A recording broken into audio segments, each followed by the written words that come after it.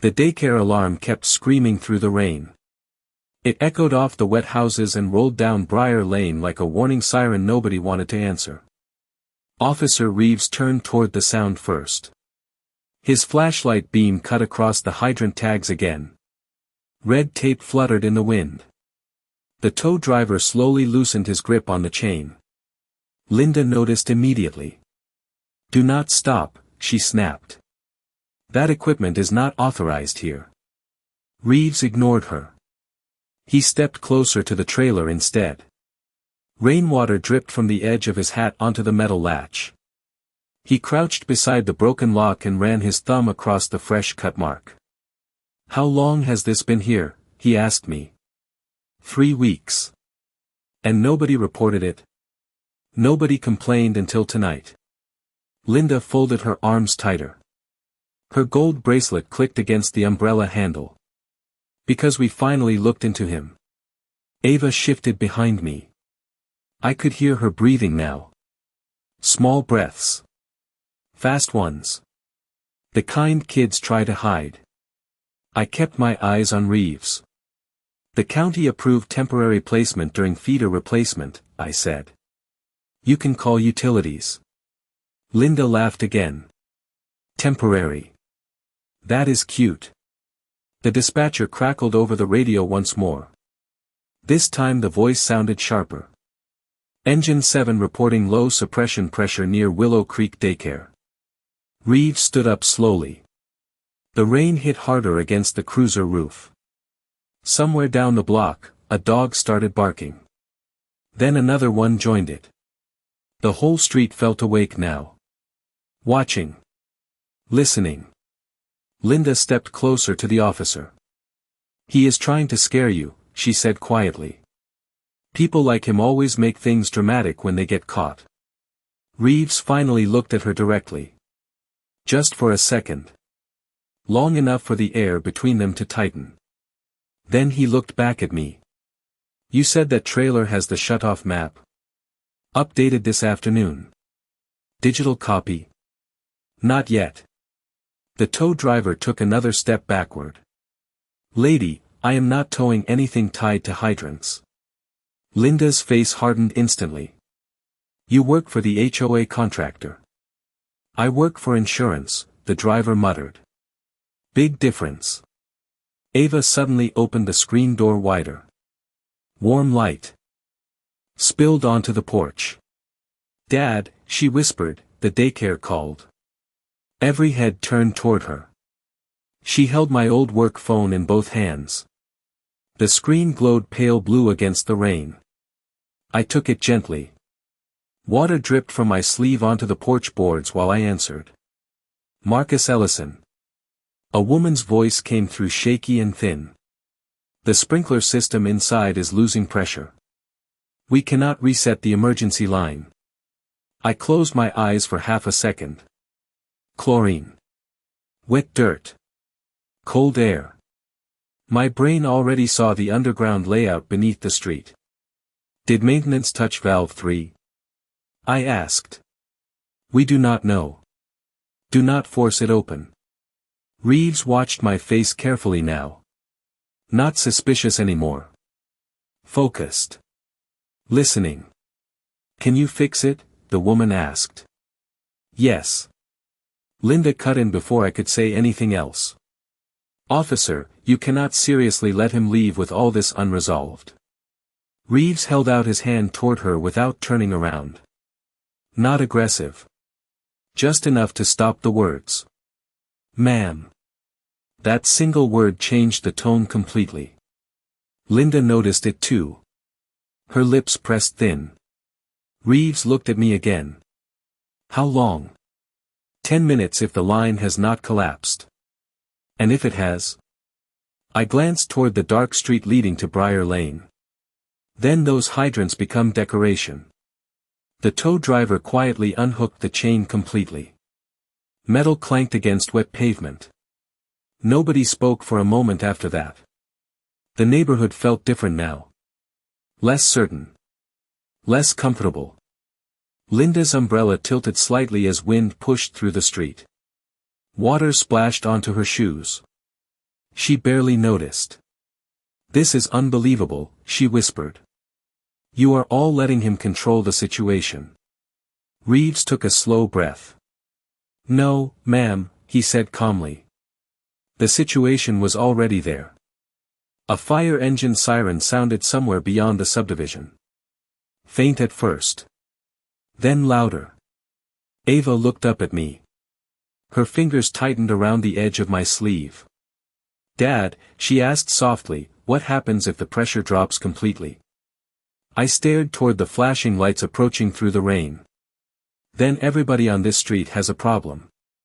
The fire engine turned onto Willow Creek Drive with water spraying beneath its tires. Red lights flashed across the rain-soaked houses in quick pulses. Officer Reeves stepped aside as the truck rolled past us toward Briar Lane. The smell of wet asphalt mixed with diesel smoke and fresh-cut grass.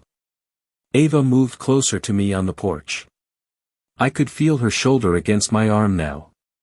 Small. Cold. Quiet. The engine stopped halfway down the block. Firefighters jumped out immediately. One of them pulled at the hydrant cap near the daycare entrance. Another shouted something toward the driver. Then nothing happened. No pressure burst. No water hiss. Just silence and rain. Reeves stared down the street. "Damn," he muttered under his breath.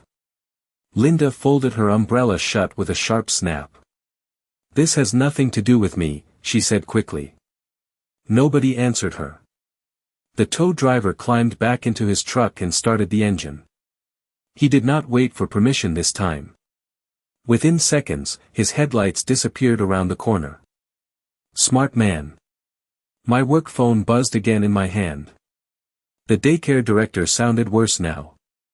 Children crying echoed faintly behind her voice. "Marcus, the backup line is failing too." I stepped off the porch immediately. Reeves followed without hesitation. Water soaked through my boots within 2 steps. "Where is valve 3, he asked. "Maintenance alley behind the daycare." "Can I help?" "Depends how fast you can move." Linda stepped directly into our path. Rain dripped from her hair now. The perfect neighborhood mask had started slipping. "Officer, you cannot just leave this unresolved." Reeves stopped walking. Slowly. Calmly.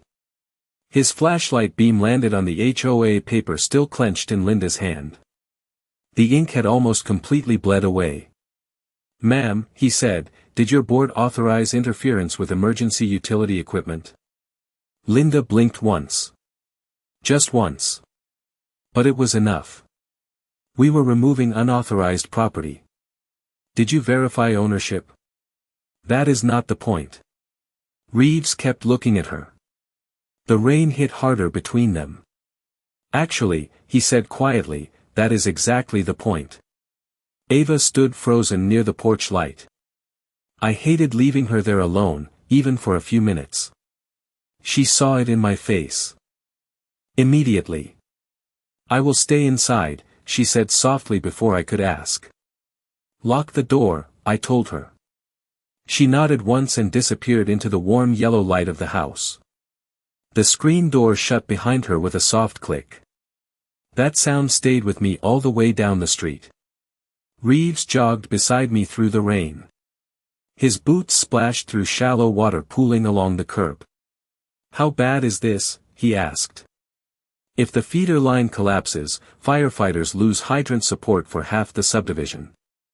"Because of that trailer?" "Because the shut-off sequence is inside it." Reeves swore quietly under his breath again. We cut behind the daycare through a narrow maintenance path lined with soaked pine straw and electrical boxes. The smell changed back there. Wet dirt. Mud. Metal. Chlorine. My flashlight beam swept across the alley until it landed on the valve housing near the brick wall. The lock cover was open. I stopped instantly. Reeves nearly walked into me. "What?" he asked. I crouched beside the valve. Rainwater trickled across my knuckles. Fresh scrape marks cut across the metal bolts. Somebody had forced the manual override. This was not pressure failure, I said quietly. Reeves lowered his flashlight beside mine. You saying someone tampered with it? I did not answer right away. I twisted the wheel carefully. It barely moved. Too tight. Wrong angle. Whoever touched it did not understand the line balance. Water pressure groaned somewhere deep underground. A long hollow vibration. Like pipes struggling to breathe. Reeves heard it too. His face changed slightly. Less doubt now. More concern. Then his radio crackled again. Possible smoke reported near Briar Lane daycare kitchen. Reeves looked toward the building immediately. Orange light flickered faintly through the rain ahead of us. Not flames yet. But close enough. He looked back down at the damaged valve. Then at me. Tell me exactly what you need. I need access to my trailer, I said immediately. Orange light flickered again through the rain near the daycare roofline. Not flames yet. But heat was building somewhere inside the kitchen wall. Reeves grabbed his radio. Dispatch, possible utility. Sabotage connected to hydrant failure. Request fire supervisor at Briar Lane daycare. His voice sounded completely different now. Sharper. Focused. No hesitation left. Water groaned beneath the ground again. The vibration traveled through the valve wheel into my palm. Bad sign. I twisted the wheel another inch. Metal shrieked softly. Then pressure hissed through the line.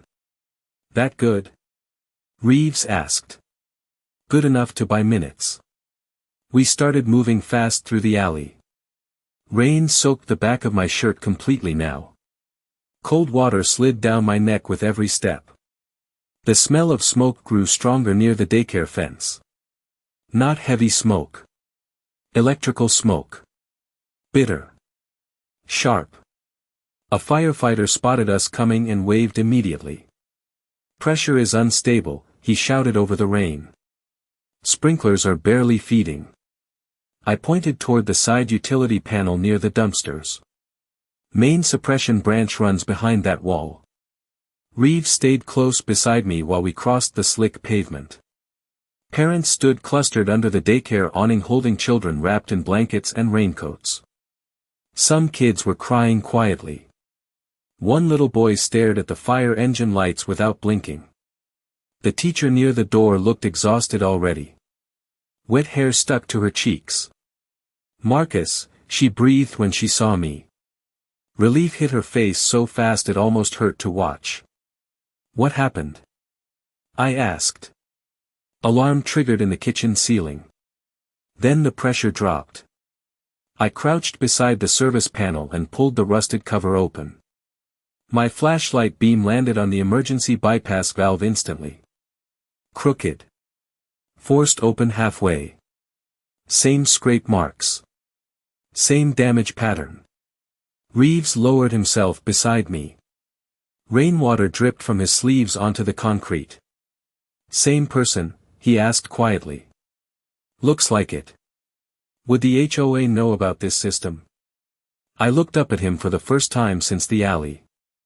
Only if somebody gave them access records.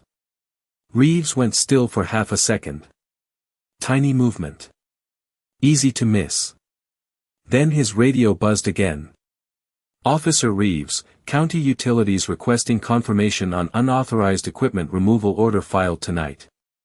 Reeves frowned immediately. Filed by who? Static crackled through the speaker first.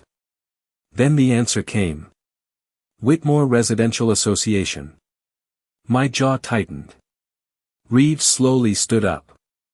Rain rolled down the side of his face. That order reached county this fast, he muttered. Somebody pushed paperwork hard tonight. I turned the bypass valve carefully. Water thundered somewhere deep in the wall. Then the sprinkler pipes above us rattled violently. A second later, pressure surged through the line. Stronger this time. Cleaner. One firefighter near the hydrant yelled toward the truck. Pressure is back. Relief moved through the parking lot in waves. Teachers hugged children tighter. One firefighter slapped another on the shoulder. The sharp smell of overheated wiring still hung in the air, but the panic had eased slightly. Reeves kept staring toward the dark end of the alley. Thinking now. Connecting pieces. Marcus, he said quietly, who besides you has access to those shut-off maps? County utilities. Emergency fire response.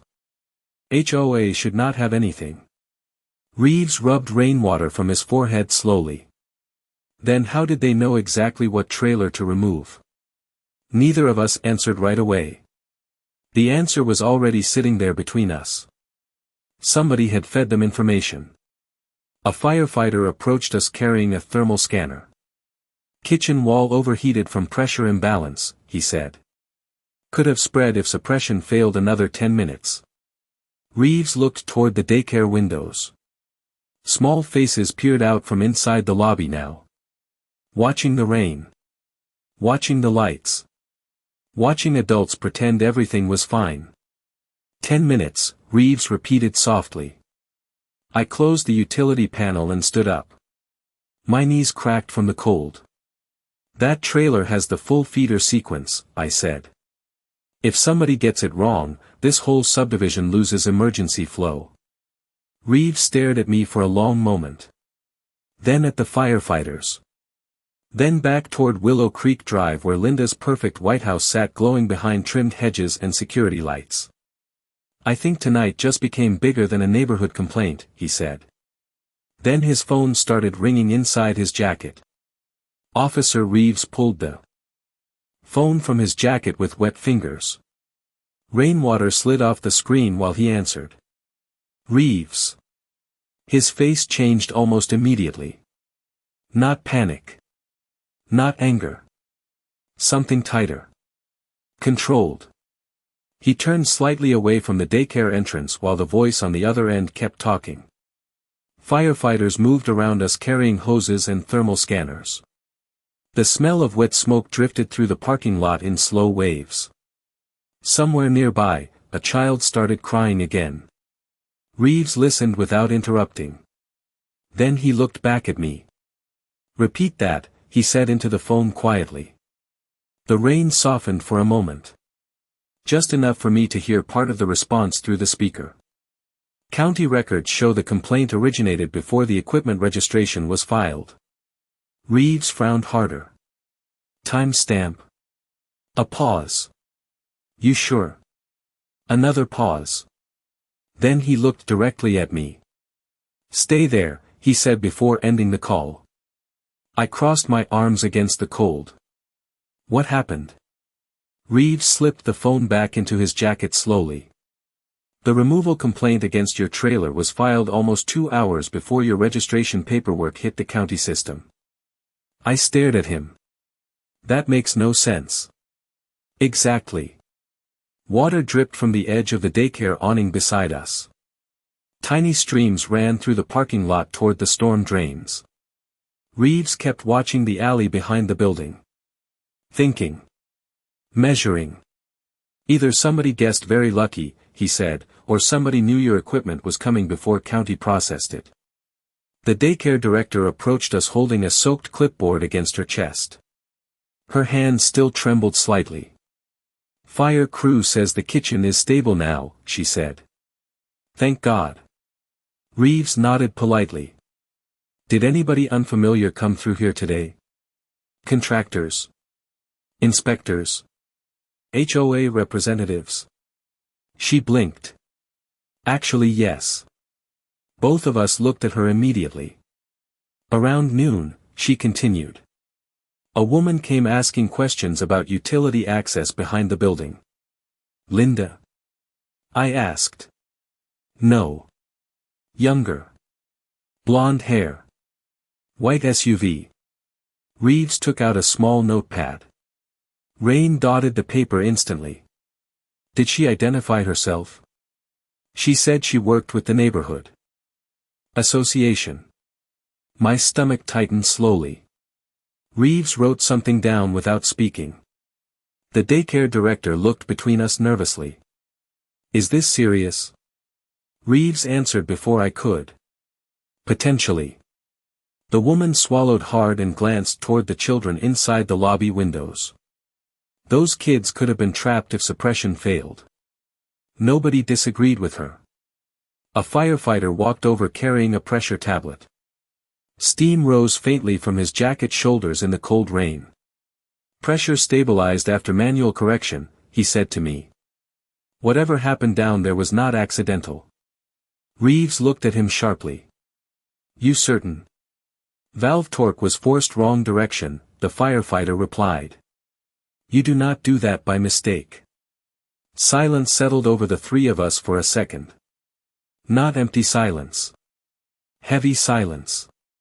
The kind that changes a night completely. Reeves rubbed his jaw slowly. I need another unit at Whitmore Residential, he muttered toward his radio. The dispatcher responded almost instantly this time. Copy that. I noticed it then. The shift. Earlier tonight, they treated this like another neighborhood complaint. Another black homeowner upsetting suburban peace. Now dispatch sounded alert. Fast. Careful. Reeves looked toward me again. Did you tell anyone outside county where your trailer would be parked? No, any employees? Just my assistant. You trust him? With my daughter's life. Reeves nodded once. He believed me. That surprised me more than the rain. Across the parking lot, a paramedic handed hot blankets to two daycare workers standing under the awning. Steam curled from paper coffee cups. Emergency lights reflected across puddles like broken red glass. My phone buzzed again. This time it was Ava. I answered immediately. Hey baby. Her voice came small through the speaker. Dad, somebody is outside. Every muscle in my shoulders tightened. Who? I do not know. Her breathing sped up slightly. A car just stopped near the house. Reeves heard enough to react instantly. What is wrong? He asked quietly. I held up one finger while listening harder. Through the phone, I heard the low hum of an engine outside my house. Then. Ava whispered something else. Dad, she said softly, I think it is Linda. My grip tightened around the phone instantly. Stay away from the windows, I told Ava. Her breathing crackled softly through the speaker. I already locked the door. Good. Reeves was already reaching for his cruiser keys before I lowered the phone. He did not ask questions first this time. He simply moved. Fast. Rain slapped across the parking lot while we jogged toward his cruiser. Behind us, firefighters continued feeding hoses into the daycare kitchen entrance. Steam drifted through the wet air beneath flashing lights. Reeves opened the passenger door sharply. Get in. The engine roared alive seconds later. Tires sprayed water across the curb as we pulled away from the daycare. Reeves drove one-handed while speaking into the radio clipped near his shoulder. Unit 12 returning to Willow Creek residence. Possible witness intimidation. The dispatcher answered immediately. No hesitation now. No bored voice. Copy that. Streetlights blurred across the windshield in streaks of gold and white.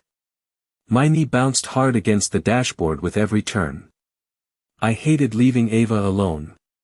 The feeling sat under my ribs like pressure building in a pipe. Reeves glanced at me briefly. She will be okay. I stared through the rain ahead. You do not know that. He did not answer right away.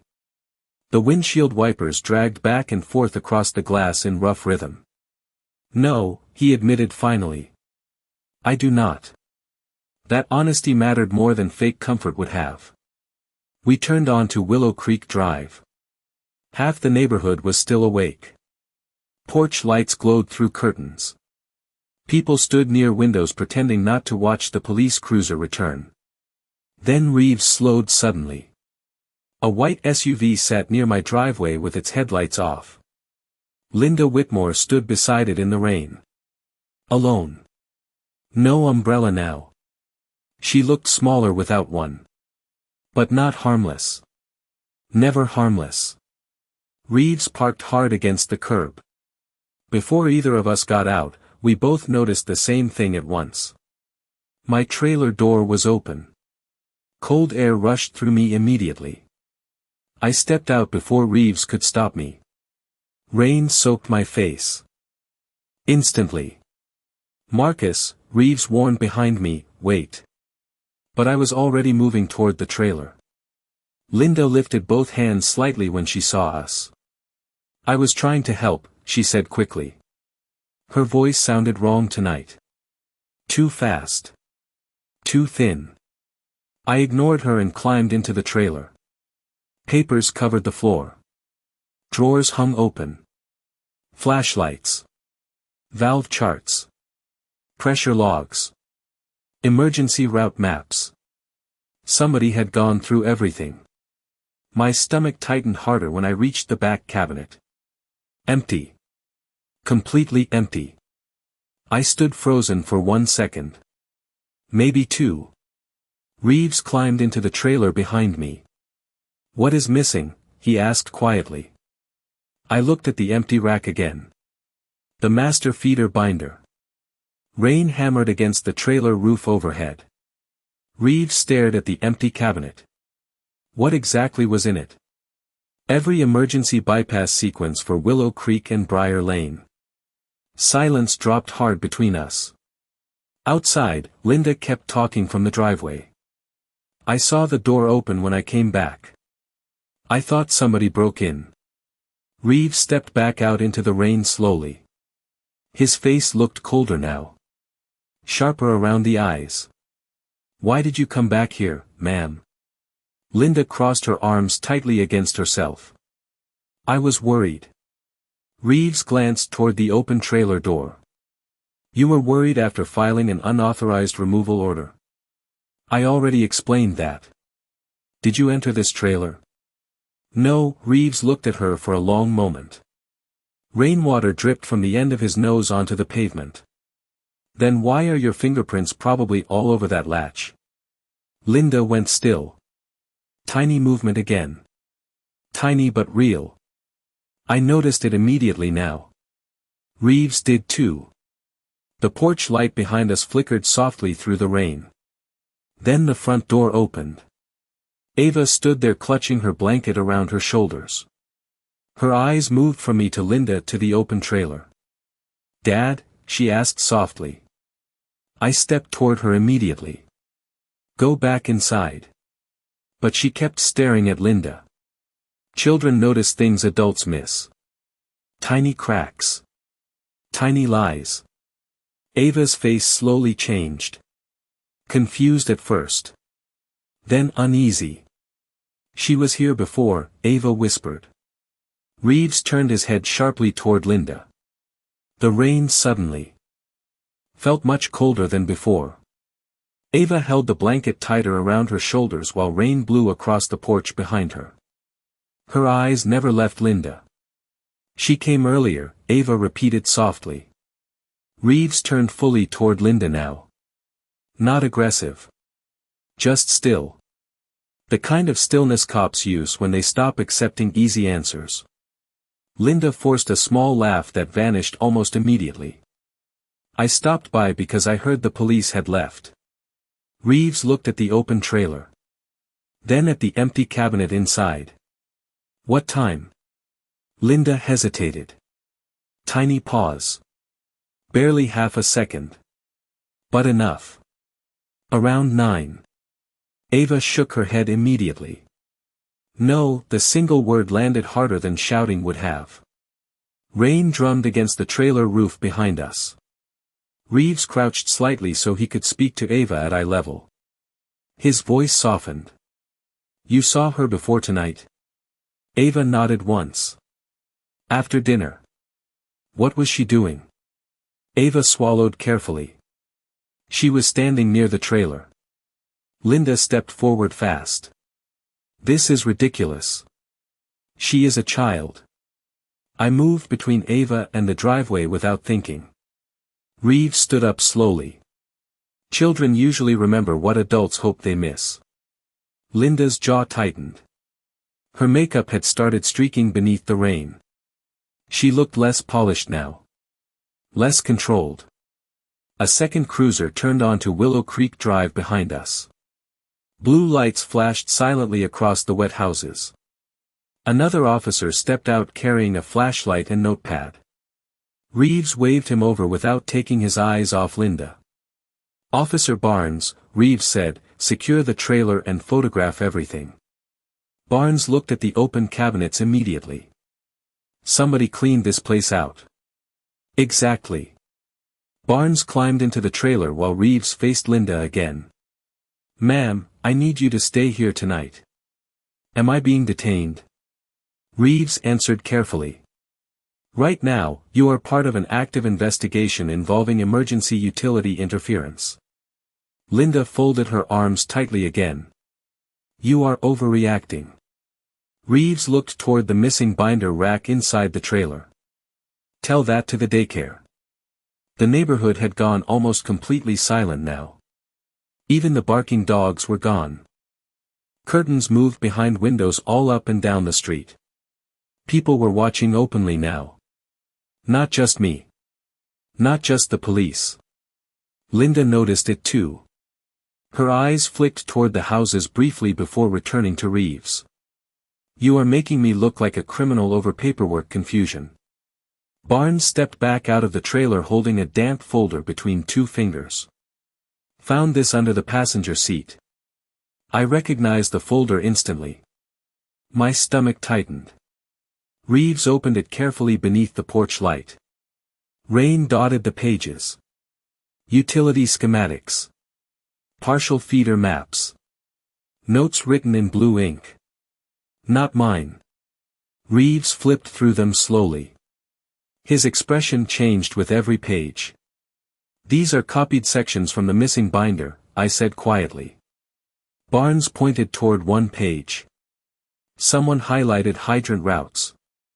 Reeves held the folder lower beneath the light.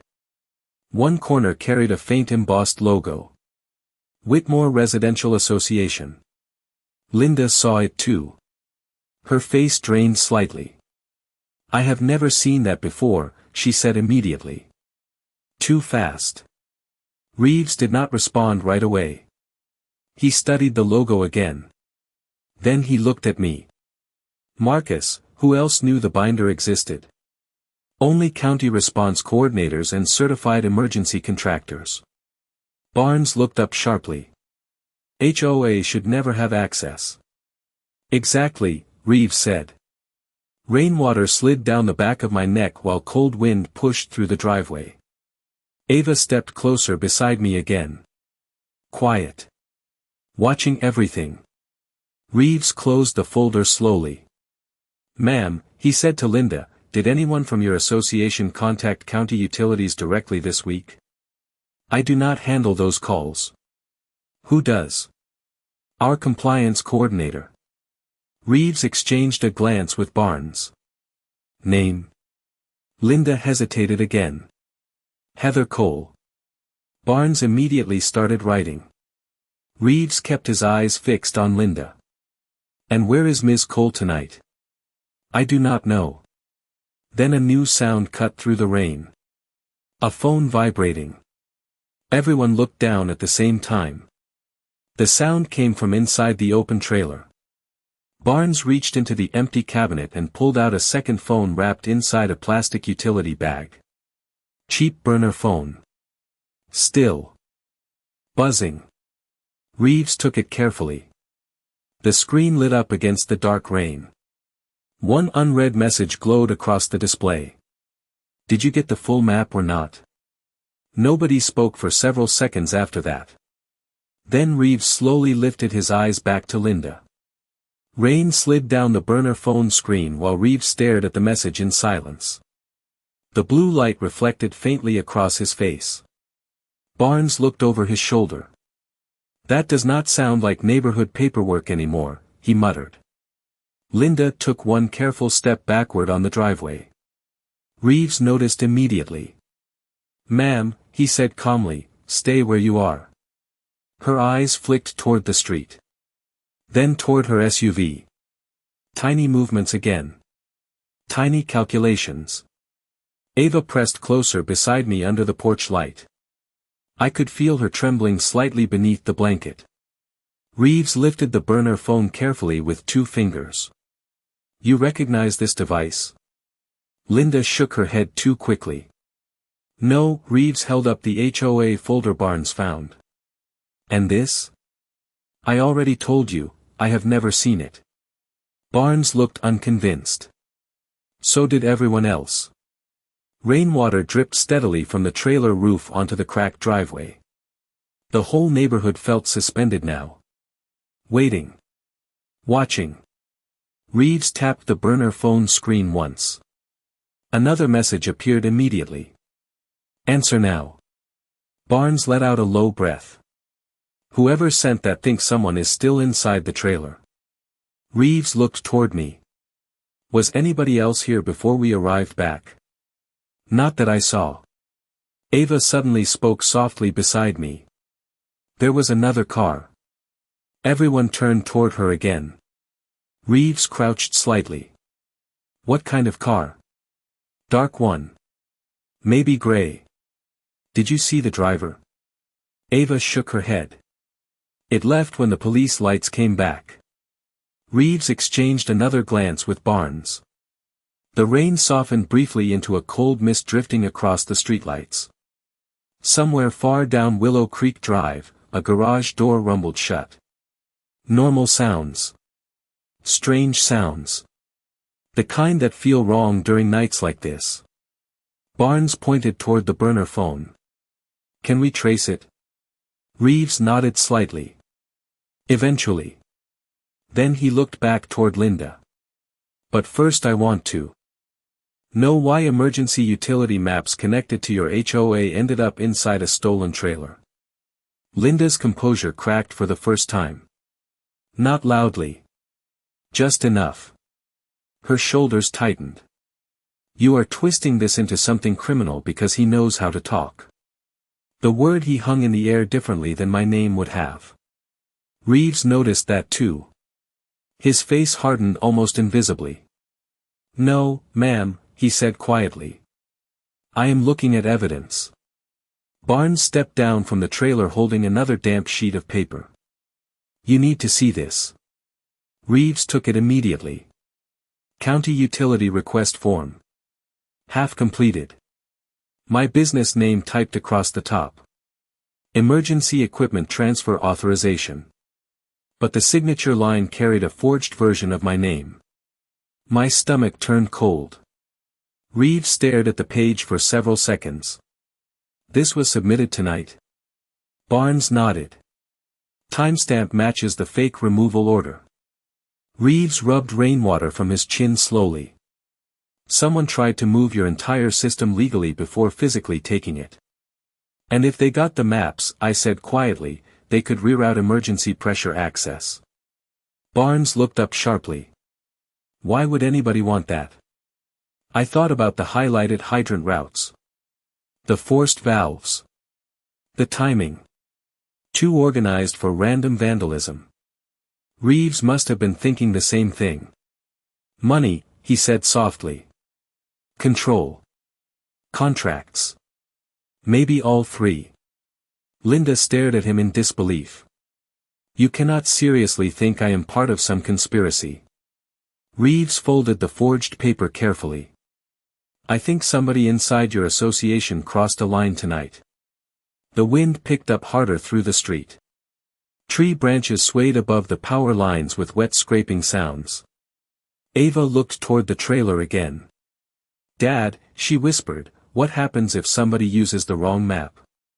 I answered before thinking. "Water goes where it should not." Reeves slowly turned toward me. "Could that hurt people? If emergency crews trust bad pressure routes during a fire?" I looked toward the distant glow still hovering near Briar Lane. Yes.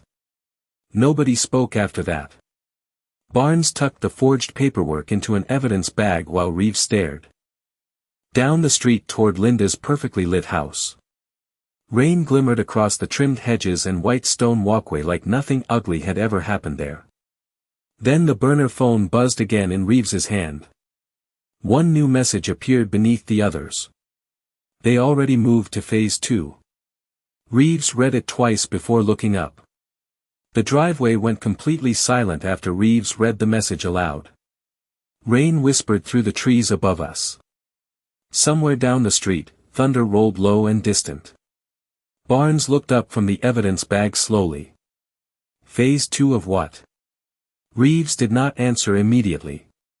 His eyes stayed fixed on the burner phone screen. Then he handed the phone carefully to Barnes. Get digital on this now. Barnes nodded once and moved toward his cruiser. Linda looked pale beneath the porch light now. Her voice came thinner than before. This is insane. Reeves turned toward her calmly. Maybe. He gestured toward the forged transfer form.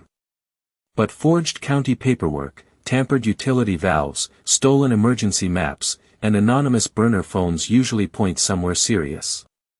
Linda opened her mouth again, then stopped herself. I noticed her hands shaking slightly now. Tiny tremors beneath the rainwater. Ava noticed too. She stood beside me quietly wrapped in her blanket while the wind pushed cold mist across the porch. Dad, she whispered, what is phase 2? I looked down at her tired face. Wet curls clung to her forehead. She should have been asleep hours ago. Safe. Warm. Not standing in police lights listening to adults unravel. I do not know yet, I said softly. Reeves glanced toward the dark street again. Thinking hard now. Every piece moving into place. Then his radio crackled sharply. Unit 12, possible water surge alarm at Willow Creek Senior Living. Reeves cursed under his breath. Barnes stopped walking instantly. Another facility? Reeves grabbed the radio. Location status? Static burst through the speaker.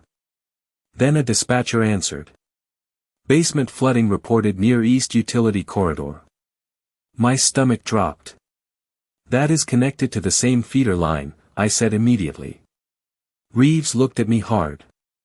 Could phase 2 mean rerouting pressure? If somebody opened the wrong bypass sequence after stealing the maps? Yes. Barnes looked toward the senior living facility down the hill. Emergency lights reflected faintly in the distance already. Reeves moved fast. Barnes, stay here with Whitmore. Barnes nodded immediately. Reeves turned toward me. Can you stop it? Maybe. Maybe is all we have. Linda stepped forward suddenly. You cannot leave me here like some suspect. Reeves looked at her with a calmness that felt colder than anger. Ma'am, people could lose emergency support lines tonight. Rainwater dripped from his jacket collar. Right now, that matters more than your neighborhood image. The words hit harder than shouting would have. Linda went completely still. Reeves and I moved toward the cruiser quickly. Ava grabbed my sleeve before I could leave. Dad. I turned immediately. She looked scared now. Not confused anymore. Truly scared. Come inside and lock everything, I told her gently. Do not open the door for anyone except Officer Barnes. She nodded slowly. Then she surprised me by reaching up and squeezing my hand once before stepping backward into the house. Small gesture. Quiet gesture. But it steadied me more than anything else tonight. Reeves saw it too. His expression shifted slightly before he looked away. We climbed into the cruiser and pulled away fast. Tires hissed across the flooded street while Willow Creek disappeared behind us in flashes of blue light and rain. Reeves drove harder this time. No hesitation left at all. How much damage can bad routing cause? He asked over the sound of the storm. Depends where the pressure gets redirected. Worst case. I stared through the windshield at the dark road ahead. Hydrants fail. Sprinkler systems overload. Basements flood. Emergency reserves drain before crews know why. Reeves tightened his grip on the steering wheel. All from stolen maps. Only if somebody understands how to use them. That thought sat heavy between us. Because random vandals do not understand municipal pressure systems. But somebody tonight did. The senior living facility came into view ahead through sheets of rain. Emergency strobes flashed across brick walls and flooded pavement. Staff members stood outside under blankets helping elderly residents away from the entrance. Water poured from a basement stairwell like a broken river. Reeves slowed the cruiser slightly. Then both of us saw the same thing at once. One of the utility access doors near the building was already hanging open. Water rushed down the basement stairwell in thick gray waves as Reeves stopped the cruiser beside the curb. Emergency lights painted the flooded pavement red and blue. Elderly residents stood beneath blankets near the entrance while staff members guided wheelchairs through the rain. The smell hit me first. Wet concrete. Electrical heat. Chlorine. Reeves stepped out fast. Which access door? I asked immediately. A maintenance worker pointed toward the east wall with shaking hands. Somebody forced it open 20 minutes ago. We ran through ankle-deep water toward the utility corridor. Rain hammered the metal awning overhead while floodwater swirled around our boots. The utility door hung crooked on broken hinges. Fresh pry marks scarred the frame. Reeves pulled his flashlight immediately. Stay close. We moved into the narrow corridor together. Pipes lined both walls from floor to ceiling. Water hissed through pressure valves overhead like steam escaping from giant lungs. My flashlight beam swept across the control panel. 3 valves had been opened completely wrong. Damn it, I whispered. Reeves crouched beside me. Can you fix it? If the reserve tank has not drained yet. Water vibrated through the floor beneath us. Too much pressure moving the wrong direction. Somebody had rerouted emergency suppression flow directly into the basement overflow channels. Not random damage. Deliberate. Reeves watched me twist the first valve carefully back into sequence. Metal groaned loudly. Water pressure shifted through the pipes overhead with a deep thunder sound. Whoever did this knew the feeder system, I said. Very well. Reeves shined his flashlight farther down the corridor.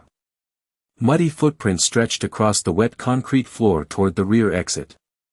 Fresh prints. Still filling with water. They were just. Here, he muttered.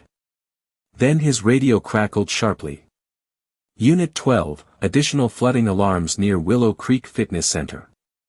Reeves closed his eyes for 1 second. Just one. Another location? Affirmative. I forced the second valve shut carefully. Water pressure steadied slightly.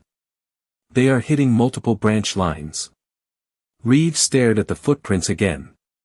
Keeping emergency crews moving. And stretching water reserves thin. Somewhere above us, an alarm bell started ringing through the senior living facility. High.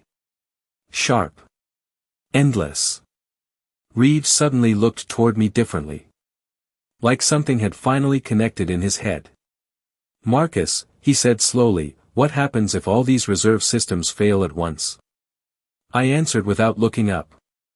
Fire crews lose pressure support countywide. Silence followed that sentence immediately. Heavy silence. Reeves exhaled slowly through his nose. This was never about your neighborhood. No, I tightened the final bypass valve. Pressure stabilized with a deep vibration through the corridor walls. Cleaner now. Balanced. Outside, I heard firefighters shouting updates through the rain. Reeves stepped farther down the corridor toward the rear exit. His flashlight landed on something half-floating near the drain. A laminated badge. He picked it up carefully. White plastic. Waterlogged. HOA compliance access. Heather Cole. Reeves stared at the name for several seconds. Your daycare witness was right, he said quietly. Then he flipped the badge over. A magnetic key card was attached to the back. County Utility Temporary Access. My stomach turned cold again. That should not exist, I said immediately. Reeves looked up sharply. What do you mean? County does not issue temporary cards to HOA staff. Reeves slid the badge into an evidence bag slowly. Rain echoed against the metal roof above us while water continued draining through the overflow channels nearby. Then Barnes's voice burst through the radio. Loud. Urgent. Reeves, we have a problem. Reeves grabbed the radio instantly. Go. Static crackled first. Then Barnes answered. Whitmore just left the scene. Reeves froze. What? She drove out 5 minutes ago. During digital collection. Said she was getting dry clothes. Now nobody can reach her. Reeves looked toward me immediately. Same thought. Same fear. And there is more, Barnes continued. We just traced the burner phone. Reeves tightened his grip on the radio. Where? Barnes hesitated for half a second. The signal pinged from inside Whitmore Residential Association offices. Reeves slowly lowered the radio while rain hammered harder outside the corridor. Then the lights flickered once above us. The corridor lights flickered again. Once. Twice. Then steadied with a faint electrical hum. Reeves grabbed the radio harder. Barnes, lock down the association office now. Already en route, Barnes answered through static. County Cyber Unit is tracing outgoing calls connected to the burner.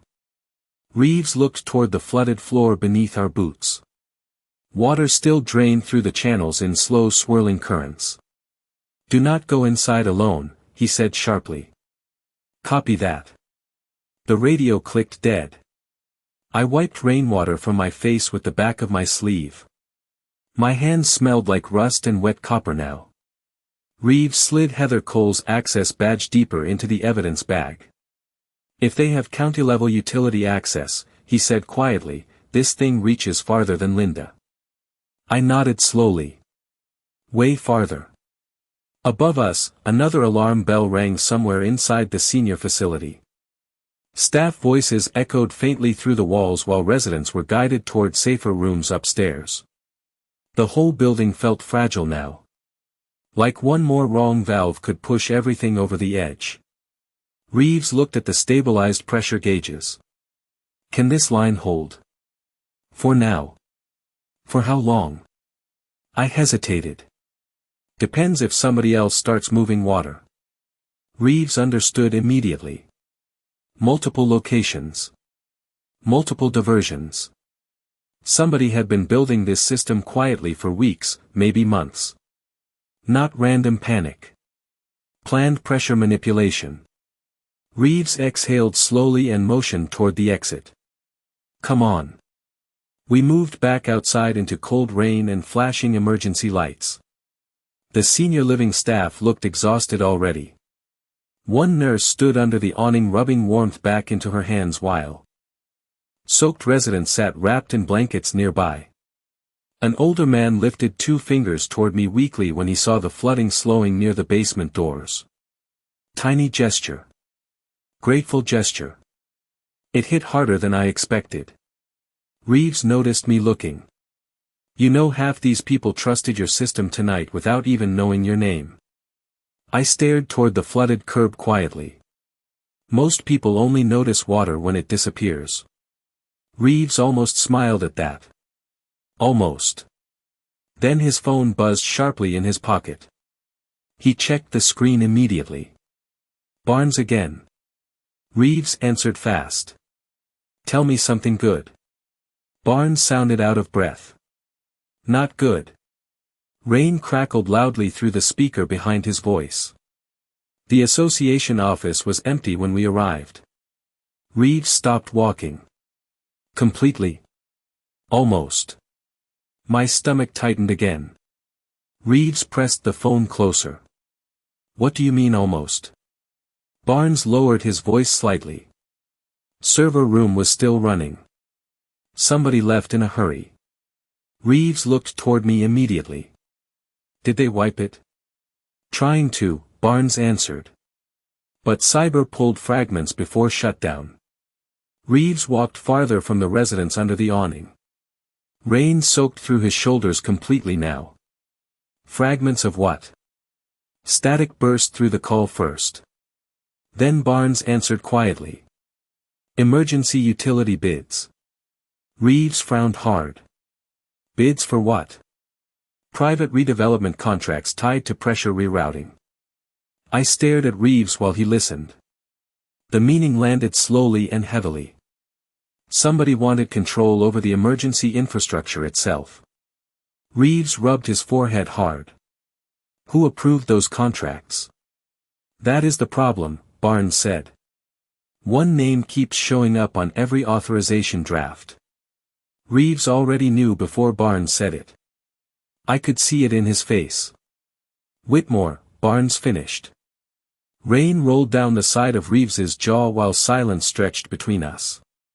The emergency lights reflected across puddles around our boots like broken glass. There is more, Barnes added carefully. We recovered deleted correspondence. Reeves closed his eyes briefly. Between who? Linda Whitmore and Heather Cole. Another pause. They were specifically discussing resistance from one homeowner. Reeves slowly turned toward me. Marcus Ellison. The word sounded strange coming through another officer's voice. Like I had become paperwork. Obstacle. Problem to remove. Barnes continued. One message literally says he keeps delaying the transfer because he understands the system too well.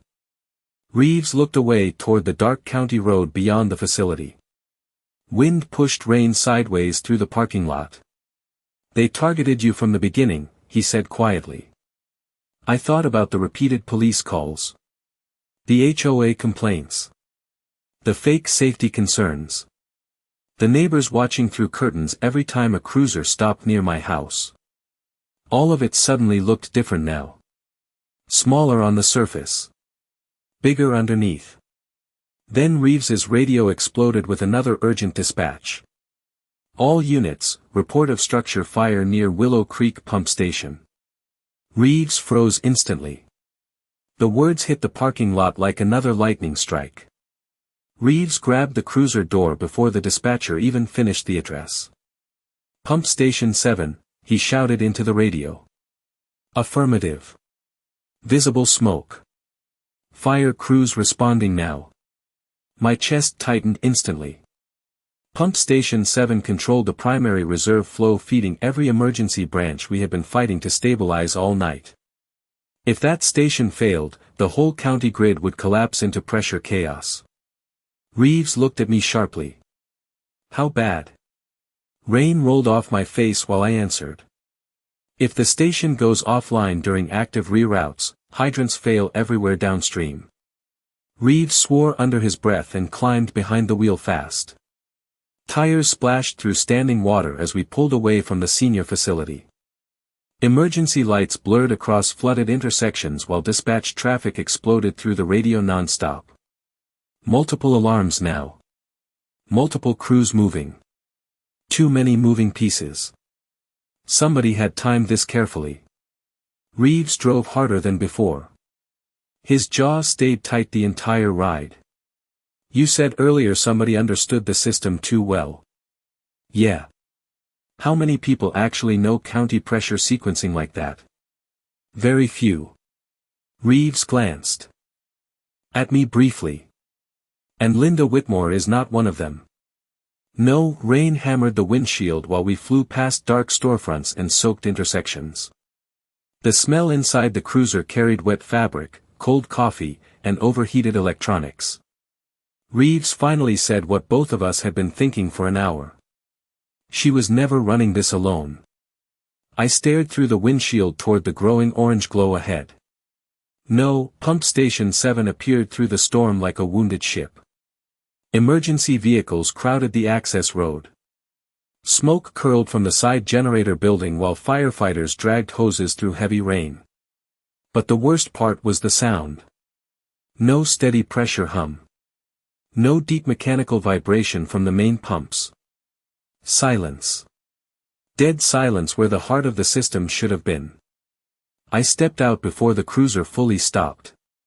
Cold rain slapped my face sideways. One fire captain spotted me immediately. "You the utility contractor?" "Yeah." He pointed toward the control shed. "Backup pressure dropped 5 minutes ago." Reeves followed close behind while we pushed through firefighters and emergency crews. Water pooled around the pump station entrance ankle deep. The metal access gate hung partially open. Another forced entry. Another clean job. Inside the control shed, dim emergency lights flickered across soaked concrete walls. Burned wiring smell filled the air. Not a large fire. Precise damage. Deliberate damage. I dropped beside the main console immediately. "Generator overload," I muttered. Reeves shined his flashlight across the panel. Several control switches had been flipped manually out of sequence. Same pattern again. Same understanding. Somebody knew exactly how to cripple pressure support without causing a visible explosion. Clean sabotage. The captain stood behind us dripping rainwater across the floor. "Can you bring it back?" "Maybe." Reeves looked at me instantly. "What do you need?"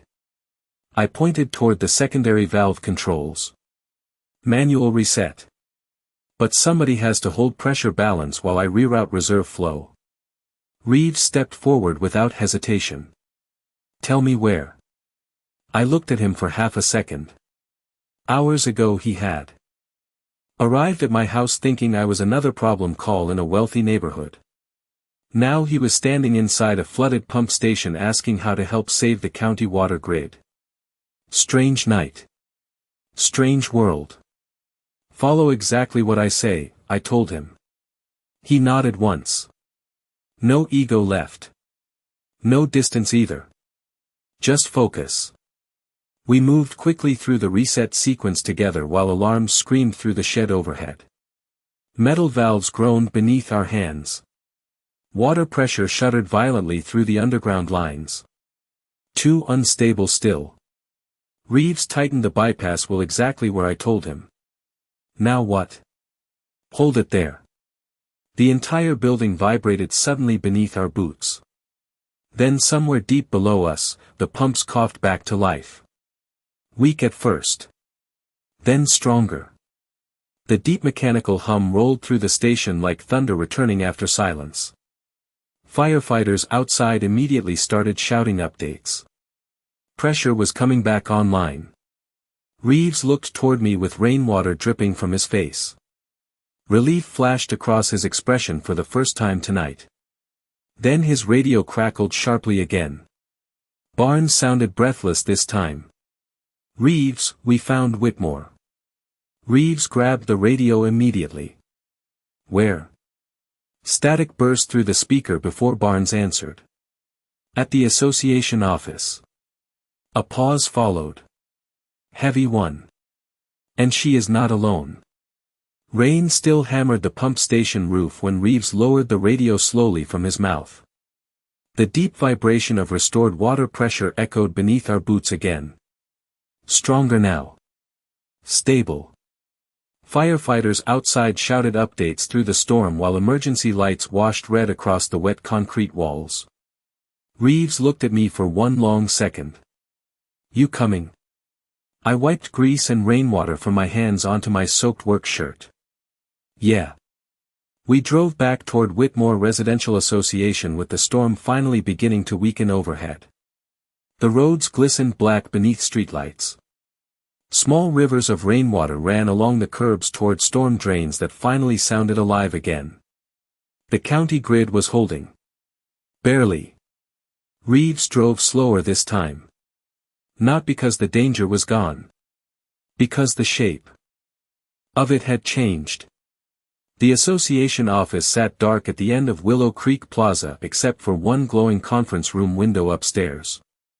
Barnes waited outside beside two patrol units. His face looked exhausted beneath the flashing lights. "She is inside with Heather Cole," he said when we stepped out. Cyber pulled the deleted files. Reeves nodded once. "Enough?" Barnes handed him a tablet sealed in plastic against the rain. "More than enough."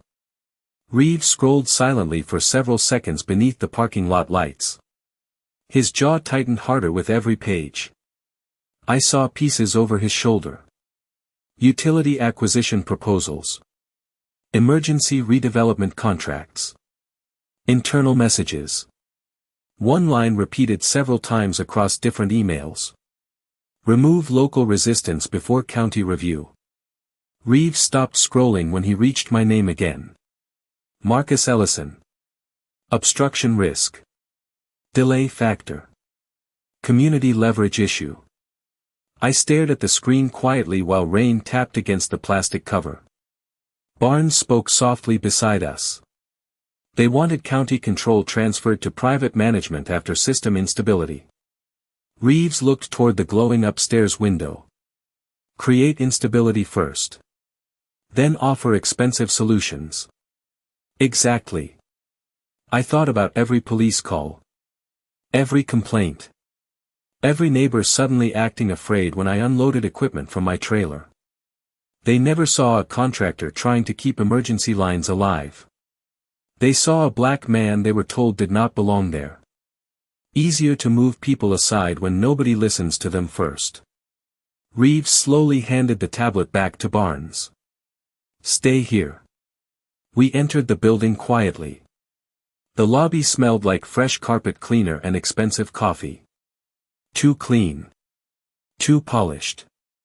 Upstairs, voices echoed faintly through the conference room glass. Linda sat at the far end of the table with her wet hair hanging loose around her shoulders. Heather Cole stood beside an open laptop surrounded by scattered folders and external hard drives. Both women looked up the moment Reeves stepped into the doorway. Nobody spoke at first.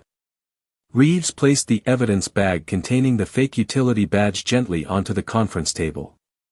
Then the burner phone beside it. Then the forged transfer form. One by one. Quietly. Heather's face drained first. Linda tried holding eye contact longer. She failed after a few seconds. Reeves finally spoke. Calm voice. Controlled voice. You risked emergency services for redevelopment contracts. Heather opened her mouth immediately. It was not supposed to go this far. Reeves did not even look at her.